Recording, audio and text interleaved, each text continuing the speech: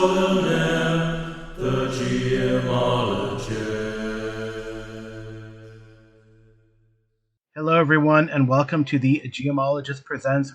In this episode, it is all Amy most of the time.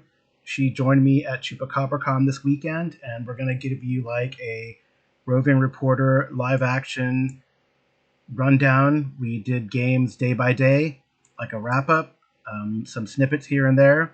We did a few interviews, among them Stefan Surratt. Stefan Surratt is the owner of Dragon Peak Games, and he does a lot of product for Dungeon Crawl Classics and Mutant Crawl Classics. We also interviewed Eric Babin of 4GM, the group that I'm a part of. He talks about the 3 tenets of their GMing ship, and I think it's pretty cool. It's a good conversation. And then Amy interviewed a person who we've seen at this con a lot, and it was great to interview her. Her name is Cassidy. We played in games with her last year, this year, the year before. She runs games and plays games, and Amy got to interview her just as a random participant at Chupacabracon who goes there quite often.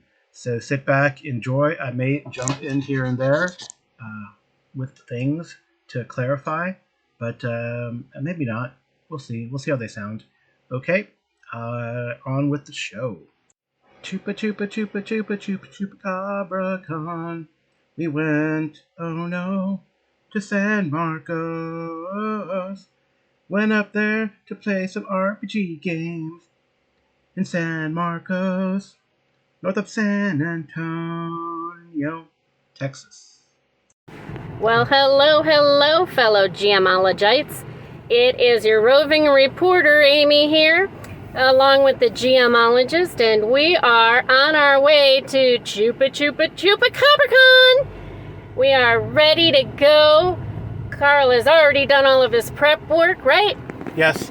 He did his prep work, and I did mine. Because I don't know if anybody else is like this, but when you're going to a gaming convention, you need your focus on the games. So I prepped. The crock pot is going with us. I've got meals prepared, sandwiches ready, drinks, you name it, I'm ready to go, because one must always be the hostess with the mostest, even when you're on the road. How do you feel about that, Carl? I think it's good. It'll save us money. And more importantly, we won't have to try to... I mean, the place is nice and everything is internal, but that's the issue. It's kind of far to go to find some... Not far, but far-ish to go for food. And I'd rather stay around the convention and meet people and talk with people and look at the vendor places and all that kind of stuff. So it's better to have food there in the hotel. We go up to the room. I mean, it is called Embassy Suite, so they got, the setup for that. So, yeah, it should be pretty cool.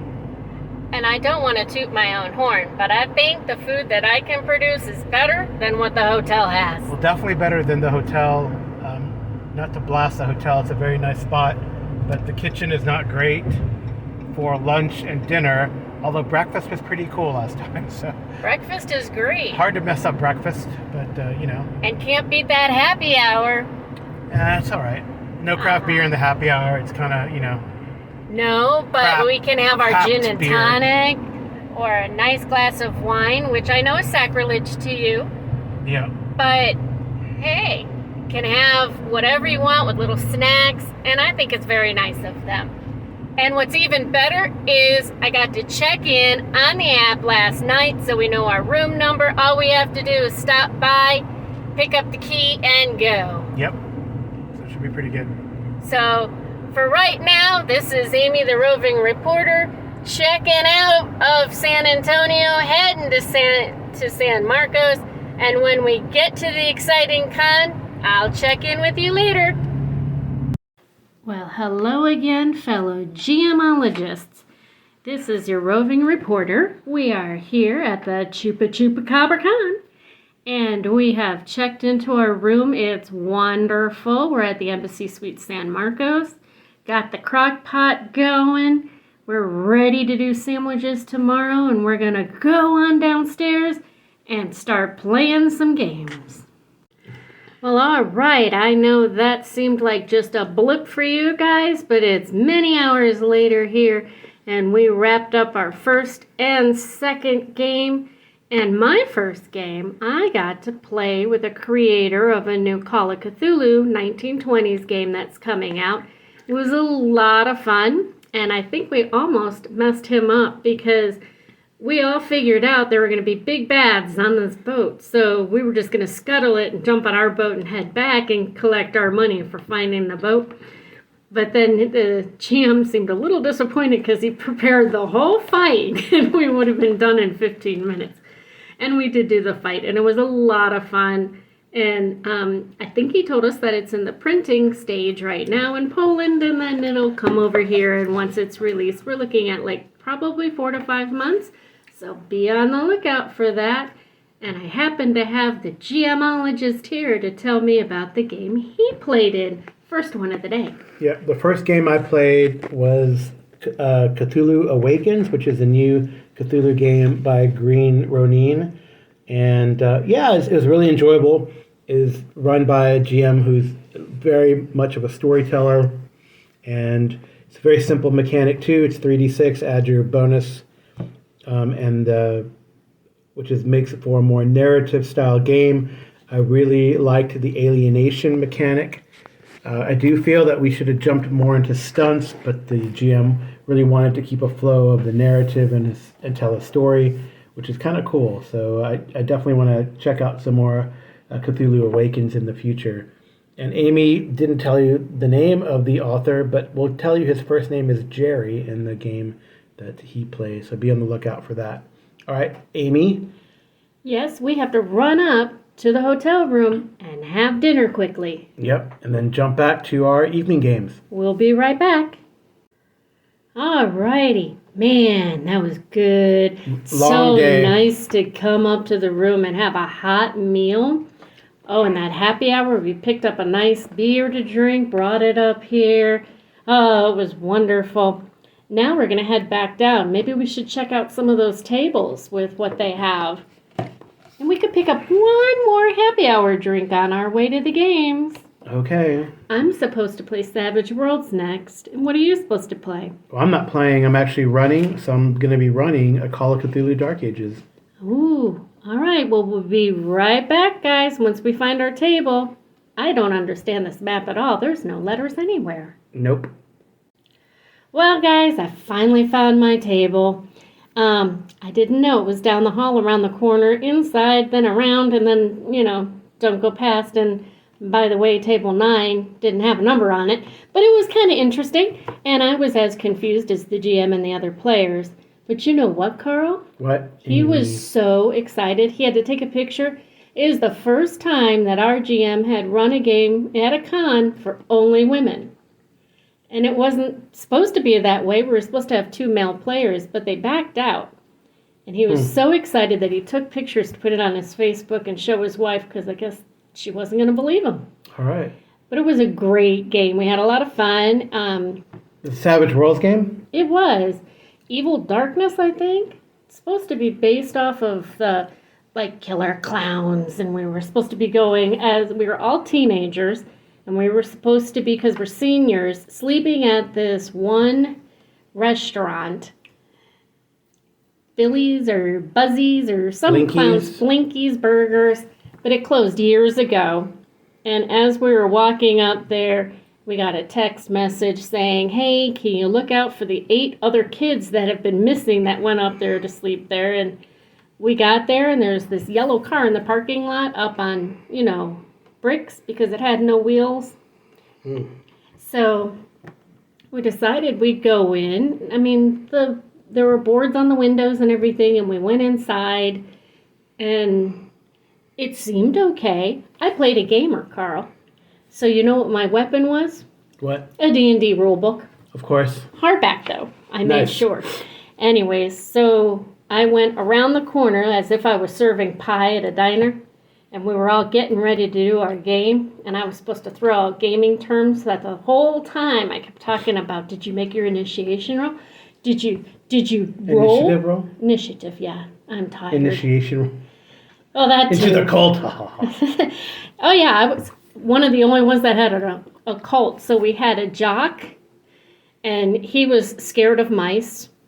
We had a psychic, and she kept getting visions of things.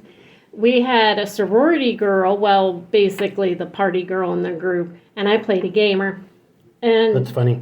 it was a lot of fun, and I'll just say we came up against not one, but 2 clowns. And one of the clowns had razor blades on his head. It was kind of interesting. But the long story short, the car that had no wheels slammed into the front, and that started a whole bunch of things going wrong. And then we had to go into a basement, but we had to go through the freezer to get into the basement. But yeah, it was a lot of fun. We all survived. Sort of. Yeah. I was kind of disappointed that there were no deaths in my Call of Cthulhu Dark Ages game. So I ran a game that I ran at, like I mentioned in the previous podcast, a weekend with good friends. I ran a variation of The Hunt from the Call of Cthulhu Dark Ages. So I'm not going to talk a lot about it, but I did set it in Eastern Mercia, so Danelaw-controlled Mercia, circa 900, about a year after Alfred the Great died, and there's contestation or contest for who's going to succeed him. But a lot of Guthrum, at least in the southern part of the Danelaw, converted to Christianity, got baptized and everything, part of the treaty between Alfred and Guthrum, and this is sort of in the aftermath. And it was pretty fun. We had a really good mix, 5 players, and they survived. Some went temporarily insane, but no indefinite insanities, and no deaths because my luck left me. My rolls got horrible for the big bad at the end of the game, and although the players almost got killed by almost like a quote-unquote a random encounter in the woods with bandits, which was kind of funny, but then the luck changed. Probably after one of the players gave me a glass of wine. All right. Oh, I was going to mention a couple You don't drink wine. I know I don't drink wine, but he offered. I thought it was like grape juice. Like, oh no, it's the good stuff. So I did. I did what? What? I'm not yelling. No, I'm not yelling. Anyway, Amy's giving me a hard time for some reason. I've only had 1.5 glasses of wine. All right, so I did buy something at one of the vendor tables. I only had a gin and tonic. I know. I did buy something at one of the vendor tables. They had Mutant Crawl Classics, the soft cover, for $10. So that's a mighty thick book. Yeah, I picked it up. So it's kind of nice that they had that. I didn't really get anything else. Oh, the other thing I was going to mention, in my Cthulhu Awakens game, for some reason, I keep running or playing in scenarios with the Yellow King and Carcosa. So I don't know if that means anything, but do you know the King in Yellow, I guess? I don't know. That sounds like a nursery rhyme. Do you know the baker? The baker? No. Or the Yellow King? Or the Yellow King. Anyways, guys, well, I'll cheers you with my coffee. Up early tomorrow. We got 3 games. I think we're actually playing all the same games together, or I'm running one, but... Well, our first game is The Walking Dead, and at this rate, we might be The Walking Dead. We might be. But we've got to hit that breakfast. You know, the bacon and the eggs, the handmade omelets. The Texas waffles. The waffles that look like the state of Texas. There you go. That's a lot of fun, and I will say, they say things are bigger in Texas, and that's a huge breakfast buffet. Yep. Oh, that's my worst nightmare, but all the fruit's good. Yep. Anyways, guys, we're going to sign off here, and we're going to have some fun things going on tomorrow. Yeah, maybe some interviews for some creators. That'd be kind of cool if we can pin them down. There's quite a few here, so we'll talk to you guys later. Alrighty, have a great night, guys. Good night, and... Good rolling.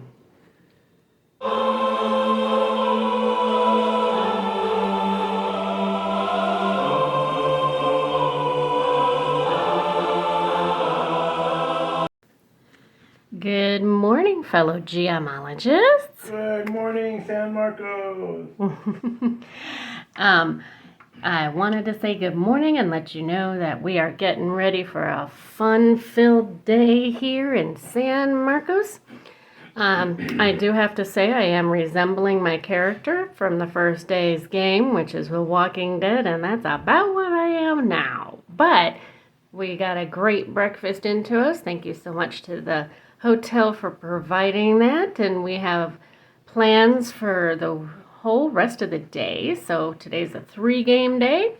So I think we'll have our morning hello and our good night later. So you have a great time, and we'll see you soon in our report. Warning, you can hear the sound of forks scraping across plates. Amy and I, apologies, had to get a quick bite to eat in between games. Our midday game ran long, and, well, we wanted to record, but we also were kind of hungry. So apologies in advance for the noise. You can't hear us eating, fortunately, or at least me chewing. I don't think I chew loudly. Maybe I do. So anyway, again, apologies. Here's the midday, day 2. Hello, hello, fellow geomologists. This is your slightly over a mid-session break. We are now at dinner break here. It's because we were having so much fun, we couldn't stop. Yeah, and our game might have gone a little over the second time. Our game went a little over. But, Mr. Geomologist, do you want to tell us what game you ran this morning? Yes, I ran Walking Dead this morning. And I was Walking Dead this morning, that's for sure. Oh, yeah? A game that goes late and then you just can't fall asleep because you're envisioning fighting clowns and climbing over them with blades coming out of their head. Yeah, that was your game last night, right? Right, but clowns are always evil to me. I don't know how Bozo could have ever been a clown. Clowns are evil. They are. But he had us throwing balls and buckets. I don't know if any of you listeners remember him, but man, WGN up in Chicago was a big thing. My parents even won tickets for my brother and I to go. We got picked, and I did not want to go up there and throw the balls. Because Bozo's scary. Bozo? Yeah, he's a clown. Anybody that has to put on clown face? Sorry for you clown lovers, but I am not a clown lover. Anyways, why don't you tell us about the game? So I thought it went really well. Most of the players have not played Walking Dead. It's a free league type of game in year 0, so only 6s are a success. So, I mean, if the game could not be for you if you feel like you want to succeed all the time. But I think the players really dove into it. And I thought what was cool when we were kind of debriefing with the players after, they really enjoyed it. And I think what they did comment on is it's not really about so much the walkers and the zombies. It's about the human story and the human conflict. And not even the humans that are enemies, but the humans that you thought were your allies, and then they betray you. And I think the problem worked in really well, and the players really got into it. And it was, I think, a very satisfying conclusion to Angels of Canyon Lake. And you thought I was going to end up playing the kid. Even though I said I would take the last player that was left, I didn't end up with the kid. And the young lady that played the kid, I think, did a fantastic job. Yes. I think she really did. It was really great. Amy ended up playing, no surprise, the outcast, nobody type. But I didn't pick it. They left it. No, they left it for you. And I tried to play it just as that character would be. Right. Yeah, really diving into your character and going. I thought it was really good. So in the second game we played, we took we had a lunch break. Came up here for lunch. Oh, delicious Sandwiches. On marble pumpernickel rye bread. Oh, it was delicious. But here's a funny joke for you guys. Well, it's not really a joke. Put the lunch meat in the little refrigerator here, and it was slightly frozen. So much like our refrigerator at home. So guess what? No cold sandwich for lunch. Heated it up a little bit, but it was delicious. It was really good. Like a patty melt. And Carl, I think, had kosher dill pickle chips. Right. So, yeah, I did. They're really good. So, yeah, the game we played in the afternoon was a game run by, I'll just mention, it was run by Ben Burns, who is the owner and creator of products for New Comet Games. And we ran a game out of his most recent Kickstarter, The Caverns of Mount Fuji. Which is still going on. It's still going on. Order it. Yeah. It might, by the time this comes out, it might be done. Let's see. Yeah, unfortunately, by the time this comes out, it will have already passed. But he's currently doing a Kickstarter. It ends May 23rd, and I think this will come out the 24th. Unfortunately, but maybe you pledged for it. I did, and it's a pretty good price for the PDF. And even if they didn't, I would highly encourage them to pick it up. Yep, go check out Neat Comic Games. I think what's cool is this is a series. So the Hotel El Dorado, the El Dorado Royale Hotel or Horror at the Hotel El Dorado Royale is like the first in the series, and he's going to have a one next year that he's planning to do that takes place at the eclipse that happened this year. And this one was Ice Caves. Yeah, the ice caverns of Mount Fuji, and we had a really good time. I'm not going to talk too much about it, really, but it was really good, and I think probably not, in Ben's own admission, this is probably good for like a 2 to 3 session game. He kind of truncated it and smashed it into a 4-hour window to give people a preview. But that's because we spent way too much time. We did spend a lot of time interrogating people, role playing and stuff like that. But yeah, so I thought it was really fun. It's good to have Ben run and have a game, get into a game that's run by the author. That's a good thing about these small cons like Chupacabracon and others, where a lot of the creatives come and then they preview their games. And he was a great GM. I had a lot of fun with him. He had a lot of great pictures that he took on his actual trip to Japan. Right. And it was a lot of fun. We could use our cell phones to look up stuff, as a matter of fact. I thought that was cool. That was cool to do. That was really good cool. To have like a sort of that 4D role-playing game experience where you're actually looking on your cell phones. And he was embracing using technology to distract people, to keep them on track, which I thought was really a great way to, I guess you could say, parent the gamers. Right. But I had a first in my life, Carl. You know what that was? That they all picked you to win the role-playing game? Well, yeah, they did pick me to be the winner of the best one, the played a character. But no, my character died for the first time in a con I've ever played in. Yes. I almost died. I got down to 1 hit point, got all the way back up, 1 hit point away from being restored, and then the hag took me down. Yep. But I could have been saved, but the poor player that was playing the doctor had such hideous rolls. I think he rolled a 96 to try and save me. But that's okay. Save the baby. Right. Out of the boiling mess. And we won the day. And we won the day. And then we went to happy hour. Yeah. How could anything be worse? And then now we're having dinner. And we did. But you know what? For being picked, for being the best role player in the game, they gave me a prize. Yeah, Amy got a prize. I was so excited. That's the first time that's ever happened and either. The prize was nice. So you should tell them about the prize. So Chaosium sponsored the room, and I got to run last night in the Chaosium room as part of the Cult of Chaos, and I gave out a prize for my Today We Hunt Dragons game for Cthulhu Dark Ages, and Ben gave he asked the table who voted. I recused myself from voting. Well, I voted for someone else, not for Amy, because that's kind of cheating. But I voted for Cassidy. Yeah, but the other people at the table, the majority voted for Amy's character to win, so she got the prize, which is really nice. You should tell them about the prize, because it's solo? It's part of the Alone Against series that Chaosium puts out. So Amy picked Alone Against the Static, which is a modern-day solo adventure, which is kind of cool. We might have to put that on YouTube. Yeah, Amy's going to play solo and have her own podcast. You know what? Jason, you predicted it. Jason Connolly, you predicted it. He probably did. He knows me really well. But here's the thing. I don't have to make a character because there's still pre-gens, 2 to pick from. So I guess it's down to 2. I have a 50-50 chance of playing a man or a 50-50 chance to playing a woman. So I think how it is like you play either the male or the female character, and then the other one is an NPC, like a sidekick or something.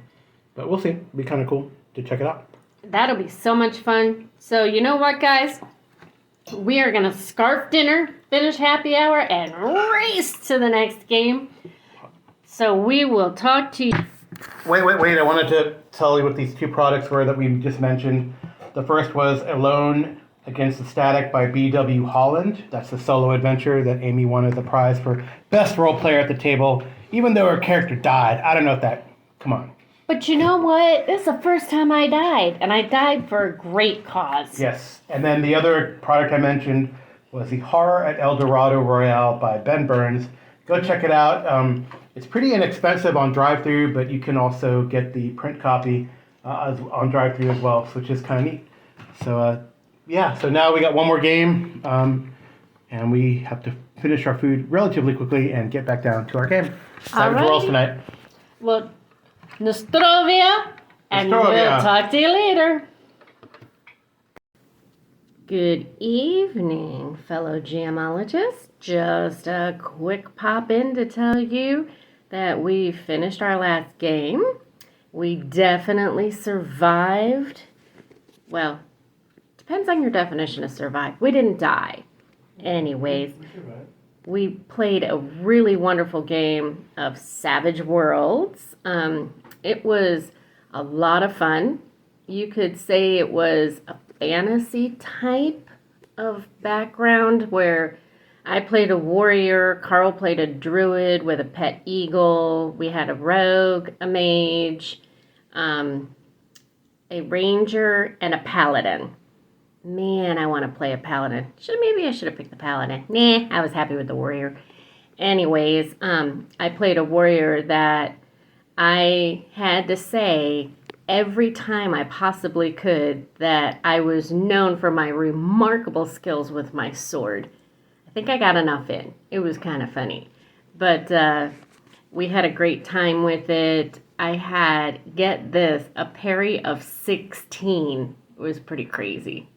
Anyways, so we started off that we were all kind of hanging out in this place that we've not really been to. We were avoiding some troubles, and so this scraggly figure was seen at night, and when he stood up, it dawned on the party, after a little bit, that he was a werewolf, and he had a whole pack of werewolves, and they needed us to go get their iron claw necklace. That was a lot of fun.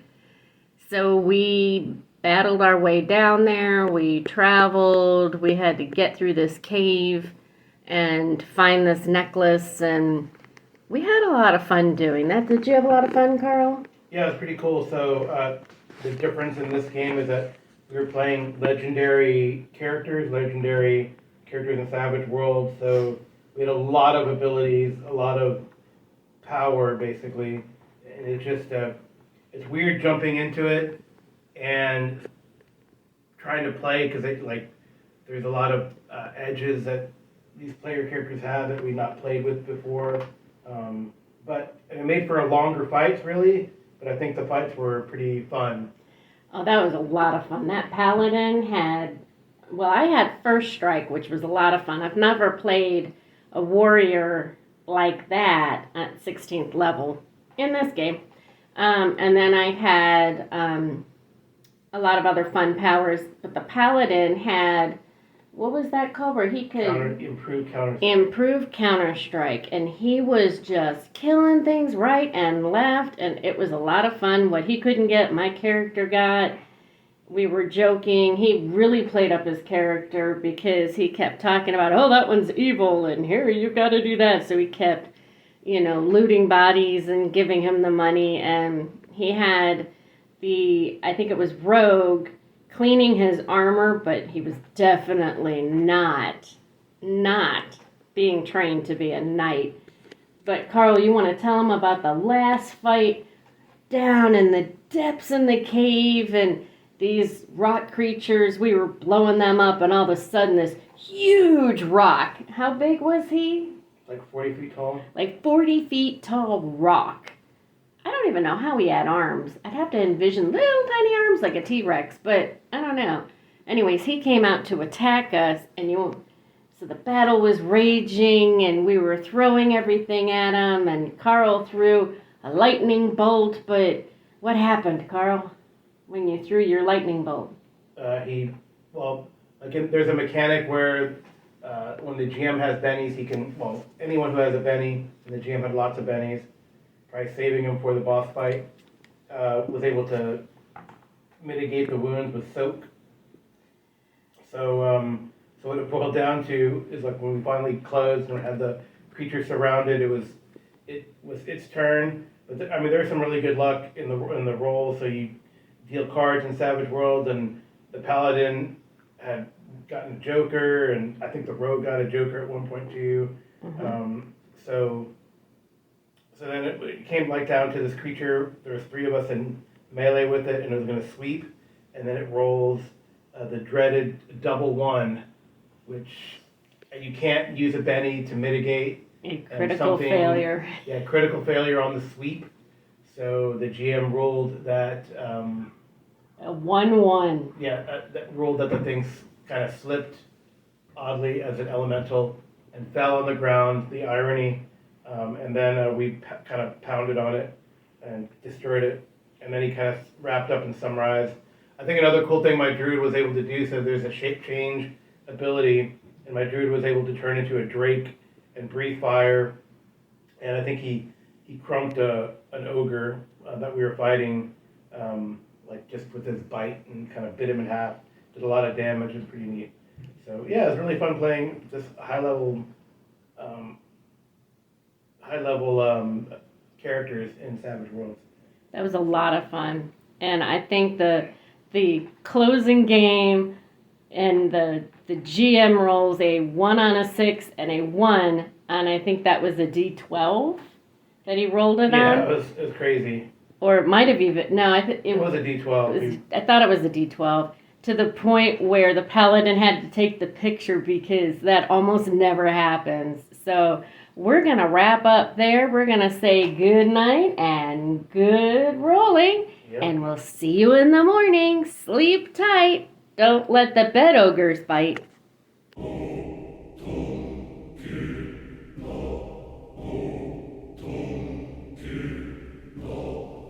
Okay, day 3 was a mishmash of things, so I will play some day 3 stuff, but before that I'm going to play a short interview with Cassidy that Amy did, and then I'll play some day 3, the first day 3 one, and then the interviews that we did with Stefan Surratt and Eric Babin, and then the final wrap-up. So yeah, I think, I don't know if it's necessary for me to come back after that. We will talk to you later. The intro and outro music is by TJ Drennan. My wife Amy does the cover clip art, but this time it's going to be the Chupacabracon 10 logo. And I think that's about it. Thank you all the people who agreed to be interviewed, Cassidy and Stefan and Eric. And I look forward to talking at you guys again. This has been The Geomologist Presents. Shoot me a line, geomologist@gmail.com. Hit me up on the Discord, send me a voice message. You can do that on SpeakPipe. It's in the show notes. And with that, I will say good night and good rolling, but I'm sure we say it a few times before then. Thank you so much, Amy, for joining me at Chupacabracon, and I hope you enjoyed the roving reporter and me in the background. All right. Here's day 3. So welcome, gemologists. This is your roving reporter, Amy, here with Cassidy Frazee. And we are at Chupacabracon. And Cassidy, how did the con go for you this year? So far, it has been wonderful. I have run 2 games. I have played 3 games, and I've had a marvelous time. And what was your favorite game to run at this con? So far, it has been Eclipse Phase, because I have been wanting to run that game, which is a science fiction game of transhumanism, since 2011, and yesterday was the first time I got to run it. So that tells me dreams do come true other than just in Disney World. And what was your favorite game to play in? And I do have to put a little caveat in there. I really enjoy playing with you in one of the games, but I did enjoy playing Ice Caves of Mount Fuji, which we played yesterday, and I played with Amy Lee here, and I had a great time. It was a fantastic game. I got maimed. I almost got killed. It was wonderful. That's the game I died in. So you beat me to dying. Well, I wish you luck, and I will talk to you later. Thank you so much. Thank you so much. Alrighty, good night and good rolling. Well, fellow gemologists, this is your roving reporter here with you at the final wrap-up day at Chupacon. Chupacabracon. Gotta do the Cabacon. Anyways, we had a lot of fun. We are looking forward to our last game, and then we're gonna hit the road and travel all the way back home.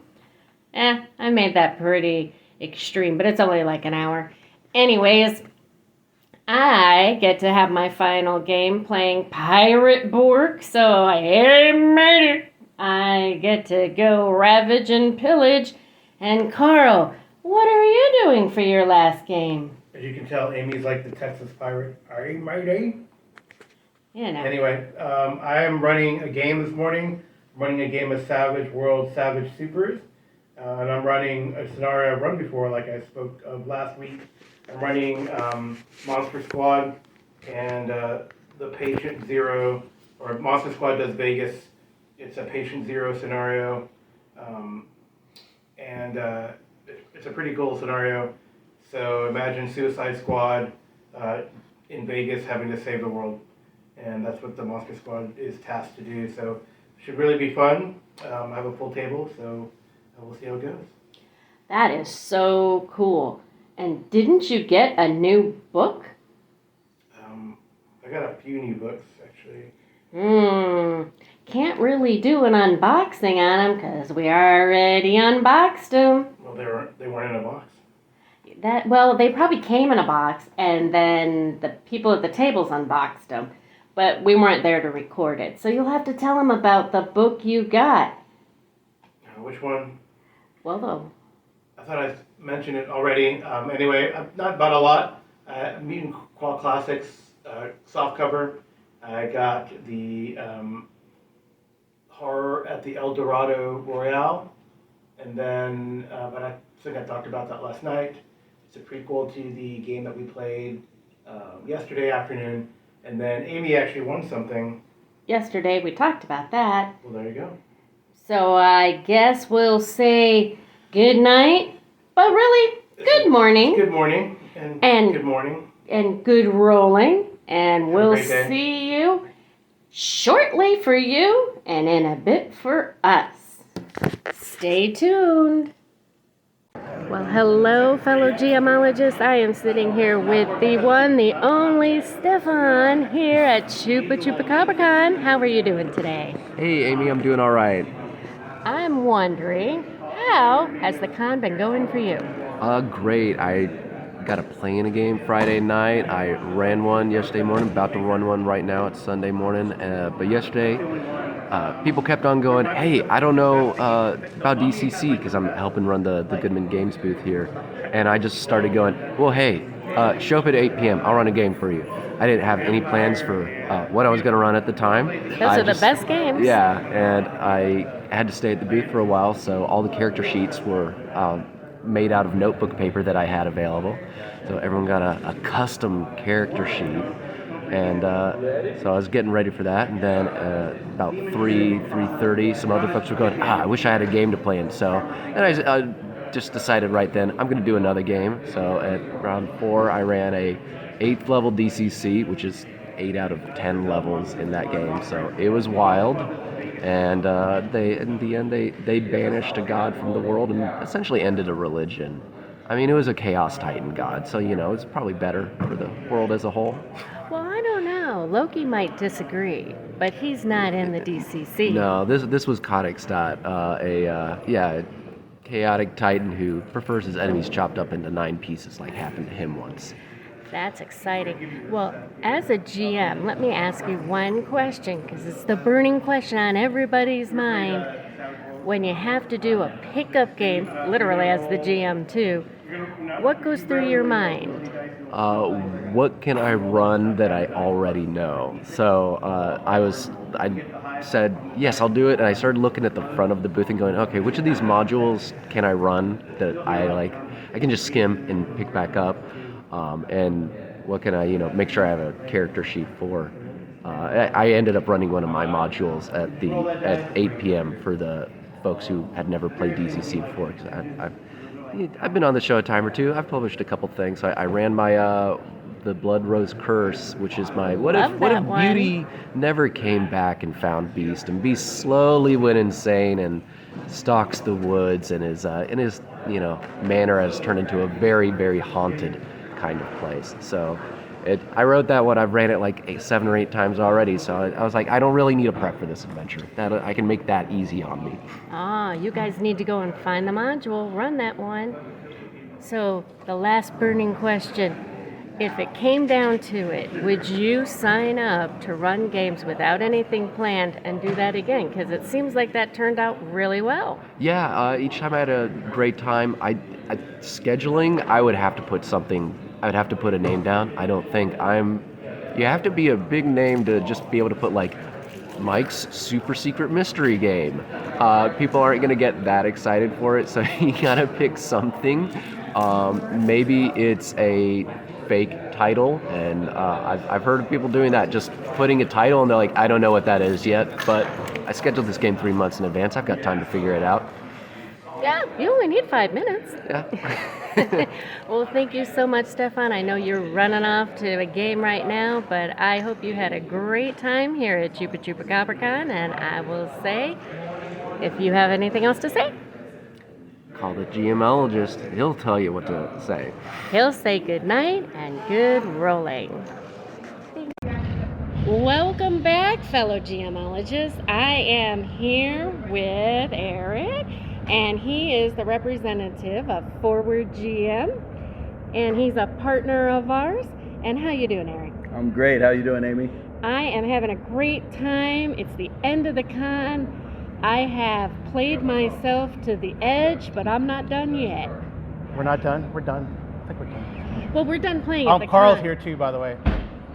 I got one more, Okay. but after that, that's it. You Still got to drive back up to where you're from? Yep. Game ends at 6. I'll be driving back to Dallas at that point. Oh, man. Getting back at 11 or something tonight, something like that. I'll be all right. Yeah, just in time to run a game at home. Yeah. Well, actually, I'm in a bit of a marathon of games. So, had my 2 weekly sessions Wednesday, Thursday. Came to the con Friday. Played 8 games here. They've all been great. I've really enjoyed my time at Chupacabracon. Tomorrow, we're having a bit of an informal game day at my house. I'm off all this week. I took PTO. Oh, nice. And then next weekend, there's another con, Board Game Geek Spring Con. This is our first time going there. They'll have RPGs. They're bringing in GMs. It's a really cool situation. Yeah. So we got a whole bunch of games to knock out next weekend, too. This is kind of my 2024 RPG mecca this week. Oh, nice. You are going to have to roll for your constitution at that point in time. So let me ask you this question. What was your favorite game to run this con? It's got to be the Pirate Borg Saga. So we run sagas as Forward RPG, which is what we call our multi-table RPG events. They have multi-table mechanics that link the tables together, but each table is kind of its own thing. It's got its own GM and players, and they tell their own story, but there are ways that the players can potentially travel to another table depending on what the specific mechanics of that saga are. We've done a bunch of sagas. Pirate Borg is our latest. The night before we ran a Delta Green saga, which was also brand new. We've written sagas using Star Trek Adventures, Avatar Legends, and the Fantasy Flight Star Wars games. That's kind of where they got their start, was with Edge of the Empire, Age of Rebellion, games like that. Oh, nice. That is so exciting. Yeah. So the next tricky question, what was your favorite game to play in at this con? Oh, you're going to make me get in trouble. What was my favorite game to play? Yeah, for all 20 of our con. listeners. It's always the small listener ones that get you, though. I think my favorite game to play at the con was Cohorts Cthulhu, which is I like Cohorts. Oh, is that the Octane Cthulhu? Yeah, the prequel to Octane Cthulhu, which is kind of that Weird War II kind of game. Yeah. This is a Weird War, but you're in late Empire Rome. It was a super cool experience. I played a Germanic priest who was good at talking to people and not much else. Yeah. and it was a really good time. Cool. So why do you come to Chupacabracon? I guess that's my question. So last year, when I first met you guys, we were toying with the idea of adding some regional cons to our repertoire. We're like, we think we have a good thing going. We've got some good feedback on it. We'd like to spread our brand and our message. And Forward RPG is absolutely not about selling or publishing games. We don't have any kind of product we're pushing or anything like that. And so we wanted to kind of spread the brand, make people aware of who we are and what we do. I think one of our biggest strengths as Forward is if you're looking at a con schedule for the events and you see Forward, you kind of have an idea of what that means. Because I think that's the biggest strength D&D has, right? Is you see D&D, you have kind of an expectation of what that is. But when people are running all of these other games that they've probably never heard of or never seen, then they might be a little scared, a little hesitant to sign up for them because they don't know what the experience will be. I wanted to provide some sort of consistency to that experience. You kind of know that the GM's going to follow the tenets, and you kind of have an idea of what that experience is like. Yeah, that's great. Yeah, and Would you guys like run. to tell our listeners a little bit about Forward GM? Yeah, so Forward RPG, we are a group of game masters that's all about running dope games. We've got 3 tenets. First one is we run games besides Dungeons and Dragons. Dungeons and Dragons is a great game, but it has plenty of support behind it. We want to promote all of the other more indie, small publisher games, but we'll let our GMs run anything as long as it's not D&D. Our second tenet is that we'll run for anybody, regardless of experience level. We recognize that one of the biggest problems the tabletop RPG community has had is it has a stereotype associated with it, you know? That especially at public gaming events, they've generally become old white men, you know? Like there's a whole grognard stereotype our community deals with. And we want to see public gaming events become more diverse. We want to see new blood come in, younger players, as well as people of all walks of life and beings. And we want to welcome them at our table. We want them to be comfortable and we want them to have fun. Our last tenet is we believe in yes and GMing and not gotcha GMing. What that means is we don't believe that the GM is a god. We think the GM is a player that has a unique role. Now, when you're running a con game, there's a bit of a different power dynamic because the GM is a bit more of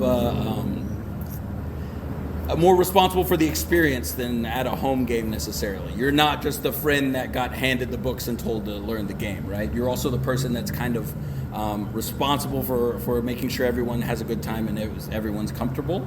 And so we want to make sure our GMs are open to feedback, open to input, and really let everyone contribute so the whole game can become better. Great. No, I think my question was similar to that, but I think maybe the last question, unless you have questions for us, I don't know if you would. But the last question is, right? You guys run a lot of games.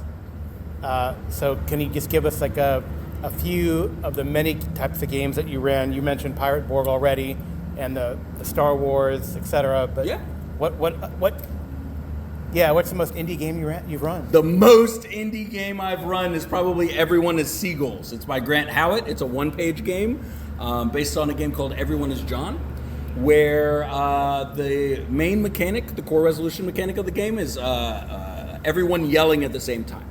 There are no dice, there are no cards. Everyone sits at the table, and they are all a flock of seagulls, and everyone starts yelling what they want to do in a situation. If the majority of the flock yells one thing, then that's what the flock does. And some of the birds die, depending on how difficult that thing is. Wow. Yeah, That's it's kind crazy. of a race to the bottom. It's a lot of fun.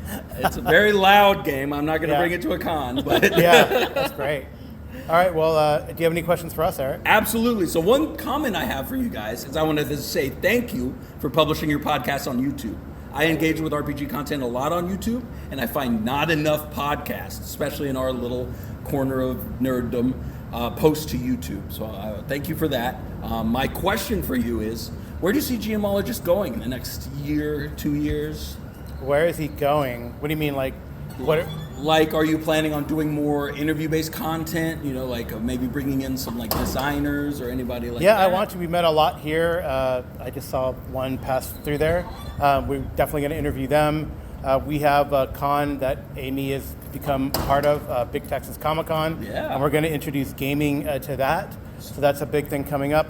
Starting this year, second weekend in October. Yep, Second weekend of October. Carl's in talks to bring Forward RPG out there. Yeah. So you guys can come play some of these dope. I mean, I will be there. So Forward RPG will have a presence. So That's I will be there. absolutely true. Yeah. So we got to get a schedule. Should be out of a July timeframe. But I mean, there are a lot of cons in San Antonio now. Space Con is there. There's San Japan. A big Texas Comic Con is going to be there, and hopefully we'll add a gaming component. There's I think a board game one that's around that Alamo same City time. Comic Con or Alamo City Game Cons out there. Yeah. So San Antonio is getting full of cons, but hopefully people would want to come to ours. I think for the geomologist, I'm going up to North Texas RPG Con. I like that con a lot. I tried to present in my, as I run games, because I'm actually running only games up there. I'm not playing. I'm going to jump in some pickup games. There's a schedule, and then there's a off schedule at North Texas. I mean, I think something we could maybe do here, which would be kind of neat if we planned it better. We could kind of do that here too. But I'm going to just run a bunch of games and then present, as I run the tenets of Forward RPG. So that'd be great. I look forward to it, Carl. Yeah, so it's a good con, and it plays a lot more old school games. They're starting from AD&D up, but that includes not D&D, like true. Traveler. It's one of the big 3 OSR cons in the country. Yes, and it's in Irving, Texas. If anyone's nearby. Right. Cool. And I know we've talked about doing a lot more demos on the YouTube channel. We've started some campaigns on the YouTube channel. We've taken one of our older ones, Twilight 2000, which just started its 3rd year, and it's now getting published on YouTube.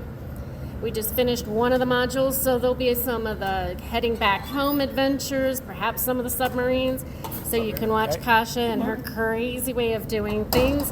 But I also know we have some one-shots that we'd like to do. So if a lot of indie games, right, that we want to do. But I think something that someone told me too, and you can agree or with this or not, Eric, but like one person said, I like Amy and Carl's or the geomologist, whatever we call it, whatever people call it. They should give Amy all the credit. I'm just there to, I don't know what I'm there to do. GM, I guess. Anyway, so, upload the videos, man. That's an important job. No, she uploads the videos. Amy's the producer. You're losing your responsibilities by the second, man. But I think what a person told us that was a great compliment. We're not voice actors. We just play the game. We show it how it runs. We try to teach mechanics and show where mechanics come out. And like the latest thing we did was Dreams and Machines, new Modiphius game, and I think it turned out really well. Horizon Dawn game, right? It should. Horizon Dawn. That's exactly what one of the players said. Yeah. So that's coming up in a few weeks. And we have Coyotes and Crows that's already Coyote come out. We had Coriolis that came out. Coriolis is really neat. So we play a lot of games. Like we do have run a D&D campaign too. We're all inclusive, and then but we run a bunch of. I like to run a bunch of games because I just get GM ADD. I gotta switch around. Eric probably knows the feeling. I identify. Absolutely. Yeah. I get sick of systems if I play them too long. Yeah. So make sure you go on YouTube and look for the Geomologist. Yeah, in the show notes, I'll put the links. And make sure that you like, subscribe, and share. Yeah. And thank you so much, Eric. Yeah. For joining us. I love coming and seeing all you guys. 9 I promise GMs. to send not another monster to your table this weekend. Thank you so much. Yeah, I think we had 10 GMs. Joseph here's another one of our GMs. How's it going, Joseph? Hey, Joseph. So that's great. 10 GMs here at Chupacabracon. We're making it a yearly thing. So. Yeah, we doubled our number of GMs that we had last year, which is great. That's great. All right. Well, thank you so much, Eric. Yeah, thanks. And we'll see you next time. Absolutely. Yeah. So good night and good rolling. Hello, Geomologists. This is your last recap for the exciting Chupacabracon up in San Marcos, Texas. Chupacabracon, Amy. I am getting corrected by the Geomologist. It is Chupacabracon. Chupacabracon. You know, when you play enough games and you roll, I did not roll my sanity. Did you roll yours? I think I was good with sanity. It's good with sanity. My con's a little off. Perhaps, my intelligence might be impaired right now. Okay. He says okay, But anyways, I have a few questions for you, Mr. Geomologist. And the first one is, what game that you were running at the con was your favorite to run? So I think the last one I ran, which was Savage World Supers, so it was Monster Squad Does Las Vegas, and it was kind of a riff off of Suicide Squad, where these iconic monsters, and we had Angel, Demon, Mummy, Werewolf, and the Revenant, and they were tasked to save Las Vegas from a zombie apocalypse. It was really fun. I had great players. They really dove into their characters. There was an awesome interplay between Demon and Angel. I mean, imagine basically Suicide Squad, but with these iconic monsters. It was really cool. We had a great time with it. It was awesome. The Mummy was, in a way, the hero of the tale, because he blew up the extra dimensional entity, the tentacled entity, with a big fireball. Did like 62 points of damage. Woo! So that's 8 wounds. If you kind of calculate it out after, minus toughness, 8 wounds. My bad guy was out of bennies. I could not mitigate it. So Ooh, that sounds like quite a bit of a problem. Well, I had used bennies through the whole thing, but it was awesome, and the heroes won. And I thought what was really neat is because you can imagine, right? So just like in Suicide Squad, all the principals had like a brain bomb at the base of their neck, and they were able to defuse all of those bombs and get away. So I thought it was kind of cool. Didn't the werewolf do something cool? Yeah, the werewolf player, he figured out what was going on, just listening, and he kind of ripped out a couple of these brain bombs, and actually in one scene he kind of ripped out a brain bomb and threw it at a group of zombies and blew them up, which is kind of neat. That's pretty fun. Yeah, it was cool. It was a good game. It had great players. It's all as the players, and I love it in a game when you can sit back and just let the players do their thing. That was fun. I don't know if our screaming and excitement interrupted your game, but we certainly heard some cheering about Amanda. Was it Amanda? No. Oh, they didn't. No, Amanda Waller. They didn't like her, but they were cheering when the mummy blew up the extra dimensional creature. I totally would cheer up. Yep. With a zombie or a mummy. I just think it's kind of fun. And do you ever wonder if you just pull the string on the mummy and it undoes him if the bones stay intact or fall down? I think they fall apart. I think they would fall apart too. It's a mummy's weakness, actually. I don't know. You guys have to comment down below. If you take the wrapping off of a mummy, does it fall apart? Yeah. Or does it get stronger? I don't know. I mean, there's a lot of duct tape and super glue around. It is, after all, fantasy. Well, or reality. I don't know. Definitely not reality. As Aldo Nova would say, life is just a fantasy. It is just a fantasy. So, let's do our recap of the whole weekend. I had a great time. I love Chupacabracon. It's fun. Creatives there from Chaosium, from Savage Worlds products, and I love it. It's a great time. And the great thing is it's really intimate, small, and we got to play in a game. Well, Amy got to play in a game run by two creatives, 2 authors. I played in a game, also 2 authors, but different authors. But we it was kind of neat. So you get to play in a game where people who are making products run the games, and I thought it was kind of cool. But you know what was more exciting than that? What was that? Just bonding with the different gamers all around the world. There's a lot of gamers, and we see some of these people at the same time. Like I had gamers that have come to my games for the last 2 or 3 years, and it's like, oh, hey, I'm glad I'm in your game. So it was kind of neat to have some people that I've seen before in my game, and they love it. They keep coming back, so I must be doing something right. I think you are. You know what I would correlate the whole weekend to? What? The perfect omelet. Oh, yeah. They make good omelets there at Embassy Suites. They do, but the right amount of egg, the right amount of veggies, gotta have the cheese, and it better be dripping out of my omelet. and bacon, maybe a sprinkling of sausage, but I think if we look at all the gamers and all the games that were there, it makes the perfect omelet. What do you think? Yeah, a good game is akin to the perfect omelet. I would agree. I would definitely agree. So let me ask you this. Out of the whole weekend, I know we played a lot of games. What was your favorite game as a GM to run and why? Well, I just told you. The Savage World game I just ran. The Savage Worlds game with the supers. Yeah, the Monster Squad does Las Vegas. And was there such an incredible event in that game that made it stand out? Yeah, I just told you that too. Amy, Yeah, but there's got to be more than one. No, it was. I told you, there's a lot of good events. It was great. I loved it. And so, as a player, I think my favorite. So I played 3 games also. I think the play that I loved the most was late we night. apologize for the dog barking in the That's fine. background. So He's late night- answering for us. Late night on Saturday night, we got to play like a Savage Worlds games also, and it was like we played Legendary Heroes, and that was cool. That was really neat to play Legendary Heroes.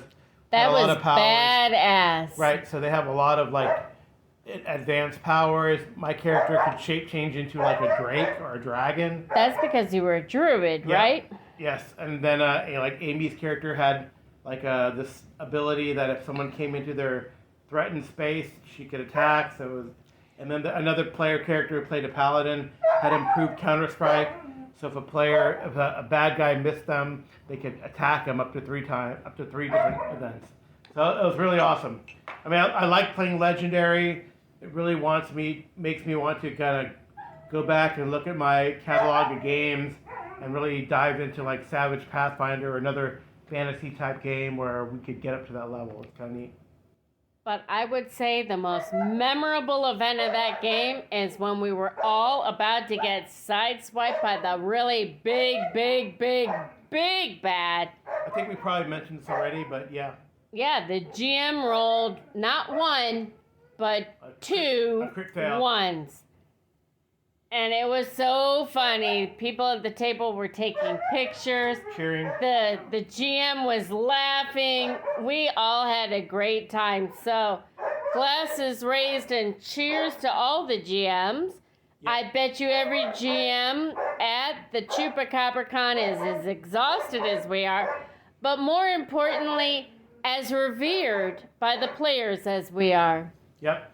All right, so Chupacabracon was awesome.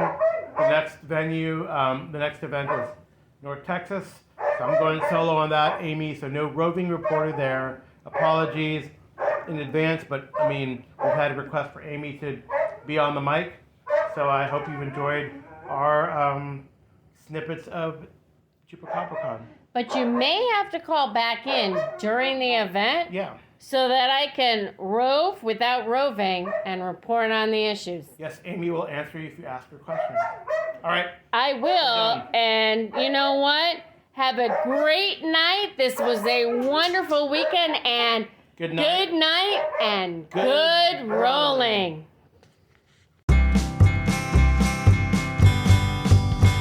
It's an orgy of game when everybody knows your name. Vortex RPG. The organizer and Satan are one and the same. Vortex RPG. And we'll all be bumping uglies playing in shows games. Vortex RPG. North Texas RPG Con. First weekend in June at the Westin Inn in scenic Irving, Texas. Pack those dice bags and a spare liver. Vortex